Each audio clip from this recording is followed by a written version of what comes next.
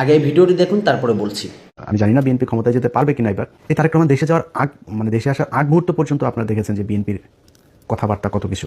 তাহলে তারেক রহমান যদি ক্ষমতায় যায় ওই লোকগুলোকে নিয়েই তো তারেক রহমান লন্ডনে থাকা অবস্থায় আমরা দেখেছি যে কয়েকশো বিএনপির লোকজনকে আপনার করা হলো, বহিষ্কার করা হলো সুনির্দিষ্ট চাঁদাবাজির অভিযোগে। সেই লোকগুলোকে আবার ব্যাক আনা হয়েছে এবং ওই লোকগুলো 53 জন না কতজন যেন আপনার এই নির্বাচনী ধানের শীষ নিয়ে নির্বাচন করছে। তাদের বহিষ্কারাদেশ প্রত্যাহার করে তাদেরকে নিয়ে আসা হয়েছে, মনোনয়ন দেওয়া হয়েছে, নির্বাচন করছে তারা। তো বাংলাদেশের মানুষ সবাই জানে আপনি নিজে সার্টিফিকেট দিয়েছিলেন যে হি ইজ চাঁদাবাজ, এখন আপনি তাকে মনোনয়ন দিয়ে বললেন যে ওর এই চাঁদাবাজকে তুমি ধানের শীষে ভোট দাও। মানুষ তাহলে কাটটা শুনবে? মানুষ তো জানো চাঁদাবাজ। এই লোক দিয়ে তো সম্ভব হবে না।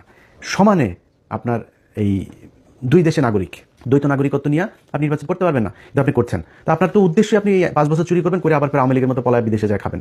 আপনি নাগরিকত্ব করছেন না কেন? আপনি ছাড়ছেন না কেন?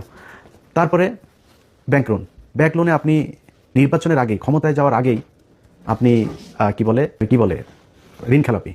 তো একজন ঋণ খেলাপি যখন কিনা নির্বাচনের আগেই চুরি করে ক্ষমতা আসতে চায়, ও তো নির্বাচিত হয়ে ক্ষমতা গেলে পুরো ব্যাংক দখল করে ফেলবে, পুরো ব্যাংক ধ্বংস করবে। এই আওয়ামী লীগের মতো, আওয়ামী লীগ যা করেছে সেভাবে ব্যাংক ধ্বংস করে ফেলবে, পুরো ব্যাংক খাবে বসে বসে। সেই চোর বাটপার লুচা। আমার চুয়াডাঙ্গার কথা বলি, আমার চুয়াডাঙ্গায় জামাতের প্রার্থী হলো একে অ্যাডভোকেট রাসেল ভাই, আর বিএনপির প্রার্থী হলো গিয়া শরীফুজ্জামান শরীফ। তিনি একাধারে চাঁদাবাজ, ধান্দাবাজ, দখলবাজ, টেন্ডারবাজ, সবশেষ ধর্ষক। ধর্ষণের অভিযোগ করেছে এক নারী। কেন অভিযোগ করেছে? সেও বিএনপি করতো, স্কুল শিক্ষিকা, গান গায়, শিল্পী। সেই নারীকে আপনার ধর্ষণ করার অভিযোগ করার কারণে তাদের স্বর্ণ চোরাচালান এই মামলায় ঢুকাই দিয়ে তারা জেলে রেখেছে, এখনও জেলে। এই সপ্তাহে হয়তো বা সে ভালো একটা সুসংবাদ পাইতে পারি, সে সম্ভবত বের হবে। তো এই ব্যক্তির যদি আপনি জামাতের রাসেল ভাইয়ের কাছে যদি আপনি শরীফ ধর্ষককে দাঁড় করান, তো মানুষ কাকে ভোট দিবে? সারা দেশে তো একই অবস্থা। এই যে মির্জা আব্বাস আর পাটোয়ারি তো কোনো রিক্সাওয়ালার কাছ থেকে চান্দা নেয় না, কোনো দোকান থেকে চান্দা নেয় না, ফুটপাত থেকে চান্দা নেয় না। চান্দা আব্বাসের কাজে চান্দা নেওয়া। সারা জীবন চান্দাবাজি করেছে, এখনও চান্দাবাজি করে। এই যে আপনি ওনারা অনেক সময় বলে বেড়ান যে জামাতের লোকজন হলো গিয়া কিচ্ছু করে না, জামাতের লোকজন কোনো কষ্ট করে না, জামাতের লুকিয়ে লুকিয়ে আরামে তারপরে আওয়ামী লীগ সেজে তারপরে রাজনীতি করেছে। জামাতের কয়জনের ফাঁসি হয়েছে?